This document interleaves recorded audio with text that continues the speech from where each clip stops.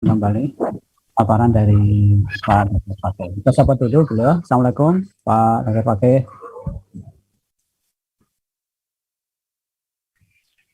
Waalaikumsalam warahmatullahi wabarakatuh. Gimana Pak Dokter? Baru sampai ini di rumah atau? Baru sampai. Masih mengges-mengges nih. Jangan sampai ngebut ya. Nanti jangan mengulangi kasusnya Vanessa Angel. Iya. Nggak bawa supir sendiri kan. Bawa supir sendiri. Ya, pokoknya jangan ngebut. Iya, siap. Oke, Pak Dr. Fakih, sesuai dengan topik yang disampaikan bahwa ini materi terakhir. Tadi kita sudah mendengarkan paparan dari Pak Dr. Fahmi Rumahmi semuanya ya, dari Pak Prof. Hermawan, juga ada Pak Prof. Ali Mubrodi, dan tadi ada Pak Prof. Fahmi Anggar. Nah, ini untuk kesempatan dari Pak Dr. Fakih terkait dengan bagaimana pandangan Pak Fakih ini terkait rekonstruksi sejarah ini yang sempat kita singgung tadi itu tidak bisa lepas dari politik ya, tidak bisa lepas sejarah itu tidak bisa lepas dari politik. Dan penuh dengan pasti ya ada, dan kalau tidak bisa lepas dari politik berarti kan ada unsur-unsur subjektivitas dan kepentingan. Nah, untuk itu kami persilakan ke Pak Dr. Fakih untuk menyatakan paparannya. Kami silakan 10 menit. Assalamualaikum warahmatullahi wabarakatuh.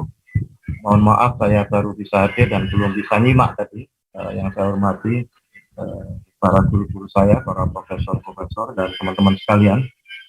Kalau kita bicara tentang sejarah memang tidak lepas dari kekuasaan politik saat itu. Jadi misalnya tentang sejarah bagaimana masuknya Islam ke Nusantara, ya. Karena kita dijajah oleh Belanda, maka banyak bukti-bukti penulisan sejarah itu dipengaruhi oleh kekuasaan penjajahan Belanda saat itu.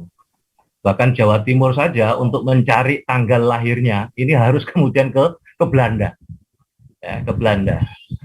Jadi itu membuktikan bahwa sejarah, objektivitas sejarah sangat relatif sekali. Jadi ketika itu ditulis oleh Belanda, misalnya tentang sejarah bagaimana masuknya Islam ke Indonesia, itu kan juga ada banyak teori. Misalnya teori Gujarat itu yang dikemukakan oleh Profesor Dr. J. Snuggronya, yang kemudian dikatakan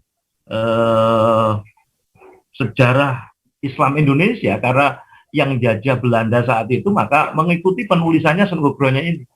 Maka kemudian disebutkan bahwa diteorikan Islam masuk dari Gujarat.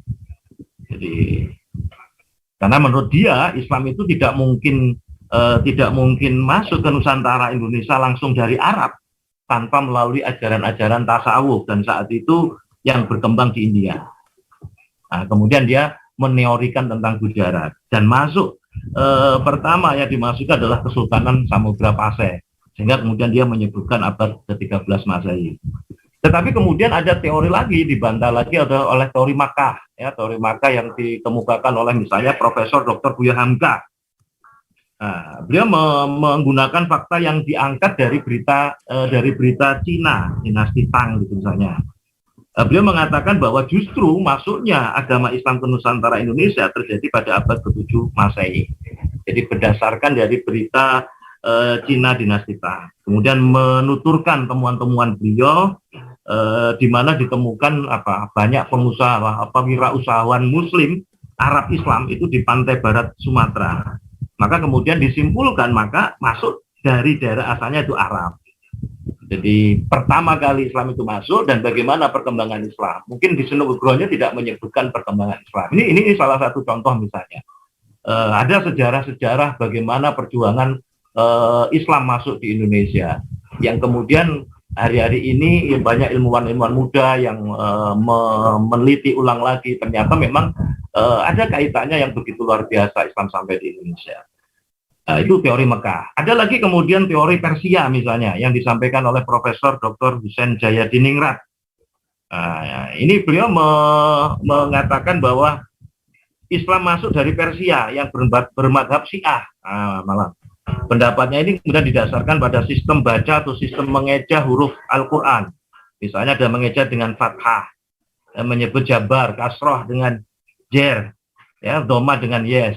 Jadi kalau dulu saya masih kecil itu ada alif jabar, ada yang jabar. Itu kemudian ada teori semacam itu. Bahkan ada kemudian teori Cina, Profesor Doktor misalnya Slamet Mulyana. Ya, beliau menyebutkan juga misalnya Sultan Demak, ya, ada penembahan Fatah. Nah, kemudian dia mengaitkan tentang kronik Klenteng Sampokong. Ya, kemudian ada penembahan Jinbun, itu nama Cinanya. Nah, banyak kemudian nama-nama Cina yang disebutkan di dalam kronik Klenteng itu. Kemudian beliau menyimpulkan bahwa penulisan sejarah nama tempat Cina itu kemudian menyimpulkan bahwa Islam masuk di Indonesia kemudian berasal dari Cina. Maka kalau kemudian tadi saya katakan bahwa sejarah memang ada bukti-bukti sejarah, tetapi kadang-kadang penulisan sejarah itu sangat dipengaruhi oleh politik kekuasaan saat itu.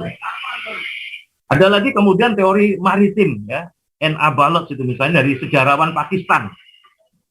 Beliau bahkan menjelaskan bahwa masuk dan perkembangan agama Islam di Indonesia itu akibat umat Islam memiliki navigator, ya, ada mu'alim, ada wirausaha muslim yang dia dinamik hingga kemudian nyampe kemana-mana. Nah, melalui inilah kemudian dia mengatakan ajaran Islam mulai dikenalkan sepanjang jalan Laut Niaga di pantai-pantai tempat persinggahan pada abad 1 Hijriah atau abad ke-7 Masehi. Jadi beliau malah menyampaikan bahwa ajaran Islam atau Islam sampai di Indonesia pada awal abad 1 Hijriah. Beliau menyebutkan mungkin pada masa Khulafaur Rasyidin. Nah, kalau kita perhatikan banyak teori yang semacam ini, Bapak Ibu sekalian, maka sebenarnya kalau kemudian ada upaya rekonstruksi sejarah, maka harus kemudian melihat kemudian bukti-bukti, manuskrip dan sebagainya, yang memang tadi saya katakan tidak lepas dari subjektivitas tadi, kepentingan. Siapapun orangnya punya kepentingan. Tinggal kepentingan apa? Kepentingan untuk memajukan negerinya, memajukan bangsanya dan sebagainya. Maka kalau kita kalau saya tanya apakah objektivitas itu terjadi, saya pikir syarat semuanya punya kepentingan, tinggal kepentingan mana yang jauh lebih besar. Misalnya ternyata ketika kemudian ada bukti-bukti otentik, makam, manuskrip yang itu menunjukkan bahwa ternyata Islam sampai di Indonesia itu dengan damai dan ternyata itu ada putusan resmi dari kekhilafan Turki Utsmani dan sebagainya, kemudian bagaimana ini kemudian dikaitkan dengan bukti-bukti yang lainnya. Saya pikir ini, jadi kalau kita mau merekonstruksi sejarah tentu memang ada kepentingan-kepentingan, tapi kepentingan yang mana? Kepentingan yang jauh lebih besar, meluruskan. Sebab sekarang ini terus terang di dalam diri kaum muslimin terjadi apa? Kaum muslimin ini lupakan sejarah peradabannya, termasuk di Indonesia. Karena tadi itu, karena dijajah oleh Belanda, maka tulisan-tulisan sejarah lebih banyak kemudian merujuk pada penulis-penulis dari Belanda. Demikian Mas, mungkin sebagai pengantar sedikit saja, karena mohon maaf saya tadi tidak menyimak dari awal. Saya kembalikan kepada Mas Lukman. Demikian, wassalamualaikum warahmatullahi wabarakatuh.